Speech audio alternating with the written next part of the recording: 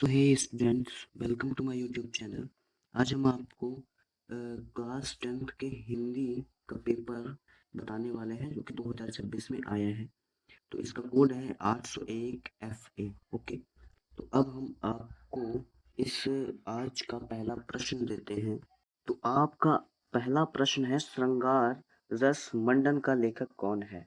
तो आप बताइए, आपको कुछ समय मिलेगा। ठीक है, तो इसका आप बताइए कि आंसर सही कौन सा होगा। तो इसका आंसर सही बी होगा, गोस्वाई विठलनाथ। ओके, अब अगले प्रश्न को देखते हैं। अगला प्रश्न है, सदाल मिश्र की रचना है। तो सदाल मिश्र की रचना कौन सी है? नासिकेतोपाख्यान, या फिर राजनीति, या भाषा योग, वस्त, या सुखर सागर।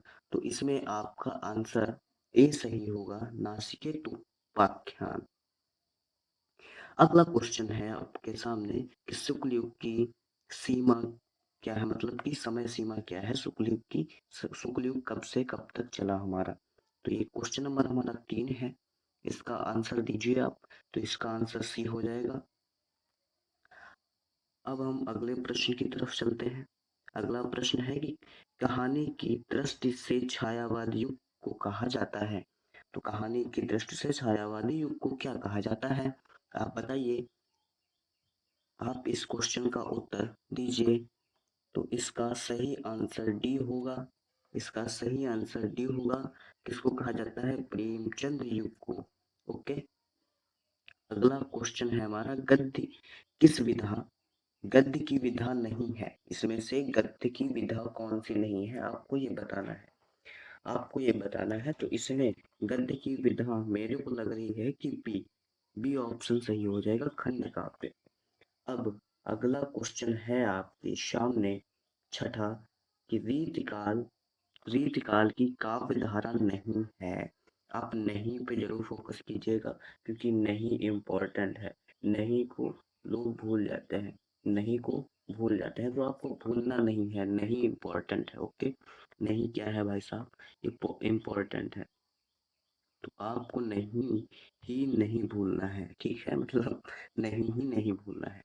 ओके, तो आप बताइए यहाँ पे कि रीतकाल की धारा मतलब रीतकाल की काव्य धारा नहीं है। तो इसमें आपका सही आंसर होने वाला है, गेस कर पाए आप लोग? तो इसमें सही आंसर होगा डी इसका।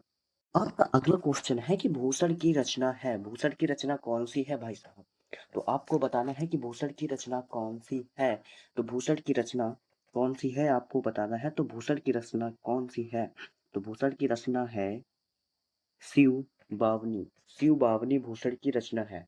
शिव बावनी भूषण की रचना है। तो द्विवेदी युग, तुम्हारा क्या है क्वेश्चन? द्विवेदी युग का नाम किस साहित्यकार के नाम पर पड़ा? तो द्विवेदी युग का नाम किस साहित्यकार के नाम पर पड़ा, ये आपको बताना है।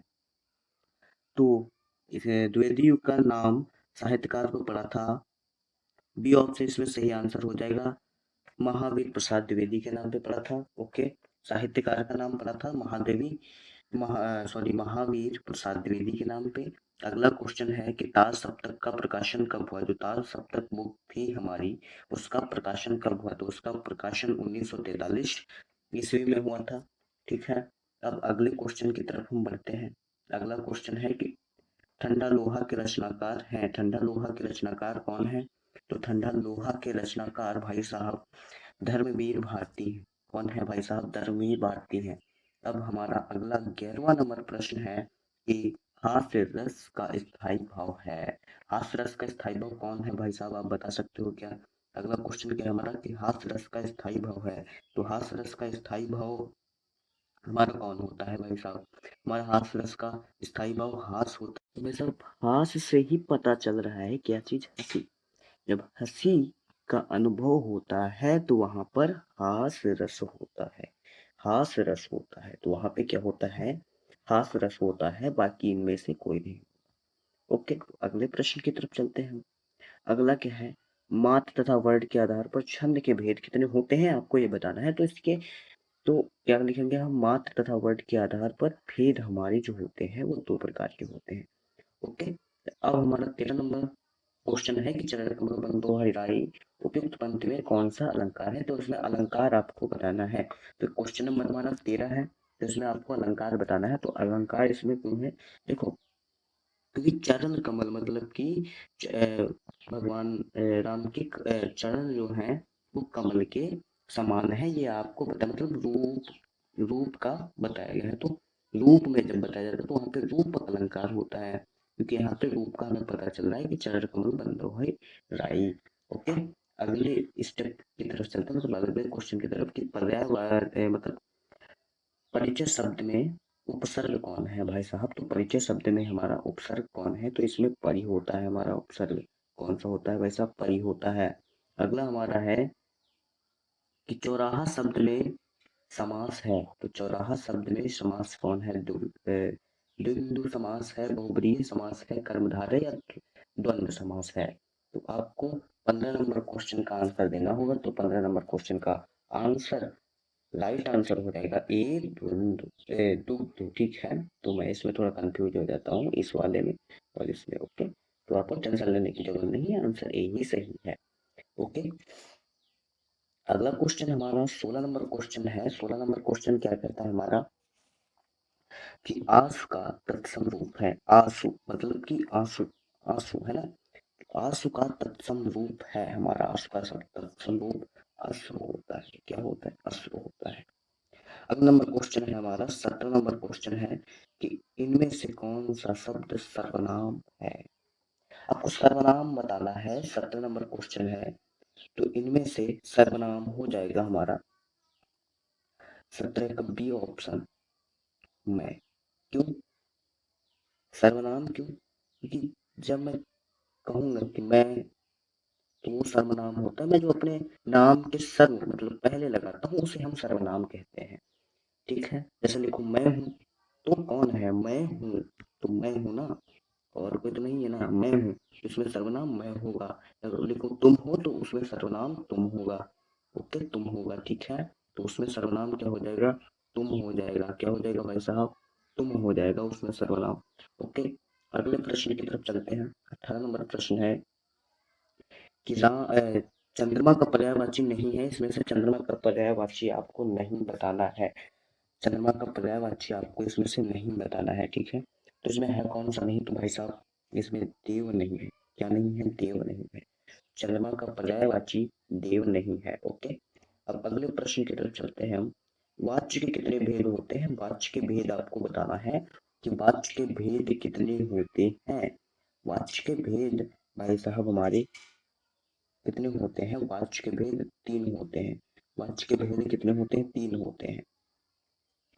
अगला प्रश्न है, आज का लास्ट प्रश्न है, मतलब बहुविकल्पी प्रश्नों का खंड आ का लास्ट प्रश्न है। खंड आ का कौन सा है, लास्ट अंतिम प्रश्न है कि तत्शब्द का चतुर्थी विभक्ति एक वचन रूप है।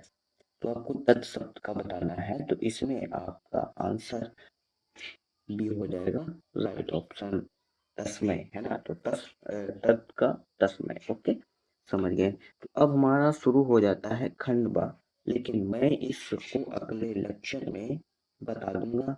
तो इसमें आप इसको पढ़ के अपने हाथ से कर सकते हैं, या फिर बताइएगा मुझे कमेंट में 6 नंबर का आता है, मुझे बताइएगा तो मैं आपको बता भी दूंगा, ठीक है। तो इसको आप करके अपनी प्रैक्टिस कर सकते हैं, ठीक है।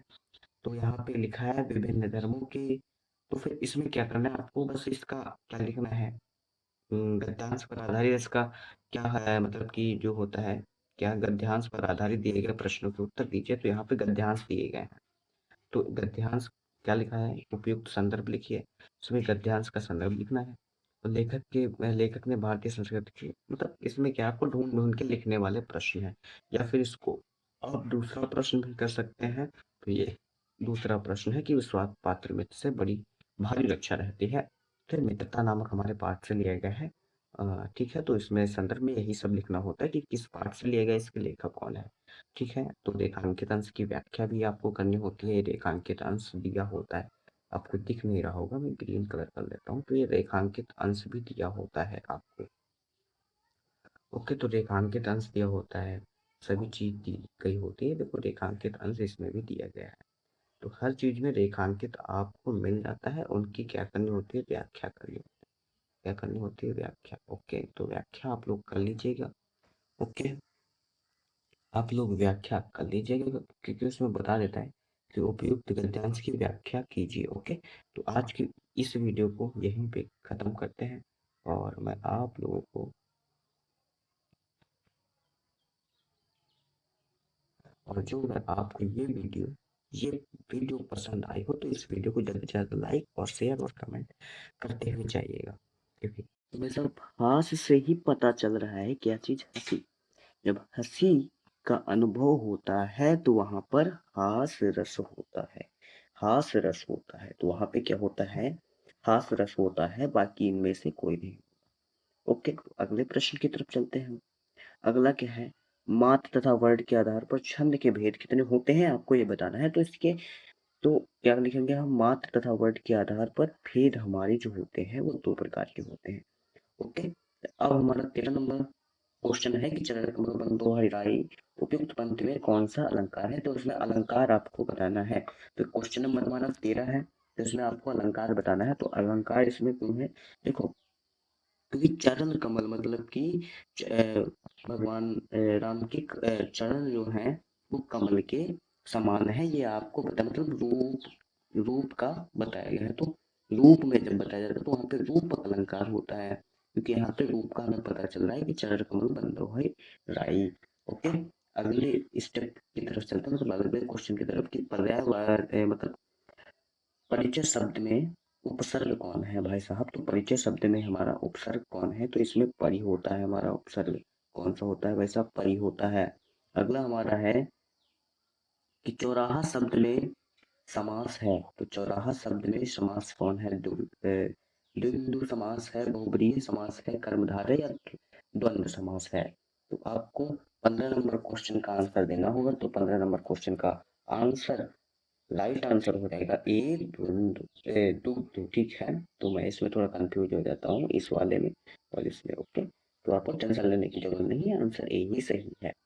ओके, अगला क्वेश्चन हमारा 16 नंबर क्वेश्चन है। 16 नंबर क्वेश्चन क्या कहता है हमारा कि आस का तत्सम रूप है। आंसू मतलब कि आंसू, आंसू है ना, आंसू का तत्सम रूप है हमारा, आंसू का तत्सम रूप अश्रु होता है। क्या होता है, अश्रु होता है। अगला नंबर क्वेश्चन है हमारा 17 नंबर क्वेश्चन है कि इनमें से कौन सा शब्द सर्वनाम है। आपको सर्वनाम बताना है, 17 नंबर क्वेश्चन है। तो इनमें से सर्वनाम हो जाएगा हमारा 17 का बी ऑप्शन में। क्यों सर्वनाम, क्यों, क्योंकि जब मैं कहूंगा कि मैं, तो वो सर्वनाम होता है। मैं जो अपने नाम के सर्व मतलब पहले लगाता हूँ उसे हम सर्वनाम कहते हैं। ठीक है, जैसे लिखो मैं हूँ, तो कौन है, मैं हूँ, तो मैं हूँ ना, और कोई तो नहीं है ना, मैं हूँ, तो इसमें सर्वनाम मैं होगा। अगर लिखो तुम हो तो उसमें सर्वनाम तुम होगा। ओके, तुम होगा। ठीक है, तो उसमें सर्वनाम क्या हो जाएगा, तुम हो जाएगा। क्या हो जाएगा भाई साहब, तुम हो जाएगा उसमें सर्वनाम। ओके, अगले प्रश्न की तरफ चलते हैं। 18 नंबर प्रश्न है कि चंद्रमा का पर्यायवाची नहीं है। इसमें से चंद्रमा का पर्यायवाची आपको नहीं बताना है। चंद्रमा का पर्यायवाची आपको इसमें से नहीं बताना है। ठीक है, तो इसमें है कौन सा नहीं, तो भाई साहब इसमें देव नहीं है। क्या नहीं है, देव नहीं है। चंद्रमा का पर्यायवाची देव नहीं है। ओके, अब अगले प्रश्न की तरफ चलते हैं हम। वाच्य के कितने भेद होते हैं, वाच्य के भेद आपको बताना है कि वाच्य के भेद कितने होते हैं। वाच्य के भेद भाई साहब हमारे कितने होते हैं, वाच्य के भेद 3 होते हैं। वाच्य के भेद कितने होते हैं, 3 होते हैं। अगला प्रश्न है, आज का लास्ट प्रश्न है, मतलब बहुविकल्पी प्रश्नों का खंड आ का लास्ट प्रश्न है। खंड आ का कौन सा है, लास्ट अंतिम प्रश्न है कि तत्शब्द का चतुर्थी विभक्ति एक वचन रूप है। तो आपको तत्शब्द का बताना है। तो इसमें आपका आंसर बी हो जाएगा, राइट ऑप्शन तस्मय है ना। तो तत् का तस्मय। ओके, समझ गए। तो अब हमारा शुरू हो जाता है खंड बा, लेकिन मैं इसको अगले लेक्चर में बता दूंगा। तो इसमें आप इसको पढ़ के अपने हाथ से कर सकते हैं। या फिर बताइएगा मुझे कमेंट में 6 नंबर का आता है, मुझे बताइएगा तो मैं आपको बता भी दूँगा, ठीक है? तो इसको आप करके अपनी प्रैक्टिस कर सकते हैं, ठीक है? तो यहाँ पे लिखा है विभिन्न धर्मों के, तो फिर इसमें क्या करना है आपको, बस इसका क्या लिखना है, गद्यांश पर आधारित इसका क्या है, मतलब कि जो होता है, क्या गद्यांश पर आधारित दिए गए प्रश्नों के उत्तर दीजिए, तो यहाँ पे गद्यांश दिए गए हैं। तो गद्यांश क्या लिखा है, उपयुक्त संदर्भ लिखिए, उसमें गद्यांश का संदर्भ लिखना है। और लेखक ने भारतीय संस्कृति की, मतलब इसमें क्या आपको ढूंढ ढूंढ के लिखने वाले प्रश्न हैं। या फिर इसको आप दूसरा प्रश्न भी कर सकते हैं। तो ये दूसरा प्रश्न है कि विश्वास पात्र मित्र से बड़ी भारी रक्षा रहती है। फिर मित्रता नामक हमारे पाठ से लिया गया है। ठीक है, तो इसमें संदर्भ में यही सब लिखना होता है कि किस पाठ से लिया गया, इसके लेखक कौन है। ठीक है, तो रेखांकित अंश की व्याख्या भी आपको करनी होती है। रेखांकित अंश दिया होता है, आपको दिख नहीं रहा होगा, मैं ग्रीन कलर कर लेता हूँ, तो ये रेखांकित अंश भी दिया होता है आपको। ओके, तो रेखांकित अंश दिया होता है, सभी चीज दी गई होती है। देखो रेखांकित अंश इसमें भी दिया गया है, तो हर चीज में रेखांकित आपको मिल जाता है। उनकी क्या करनी होती है, व्याख्या करनी होती है। क्या करनी होती है, व्याख्या। ओके, तो व्याख्या आप लोग कर लीजिएगा। ओके, आप लोग व्याख्या कर लीजिएगा, क्योंकि उसमें बता देता है कि उपयुक्त गद्यांश की व्याख्या कीजिए। ओके, तो आज की इस वीडियो को यहीं पे ख़त्म करते हैं, और मैं आप लोगों को, और जो अगर आपको ये वीडियो पसंद आई हो तो इस वीडियो को ज़्यादा से ज़्यादा लाइक और शेयर और कमेंट करते हुए जाइएगा, क्योंकि ऐसी वीडियोस बनाने में बहुत मेहनत लगती है। ओके दोस्तों, तो जय हिंद, जय भारत, वंदे मातरम।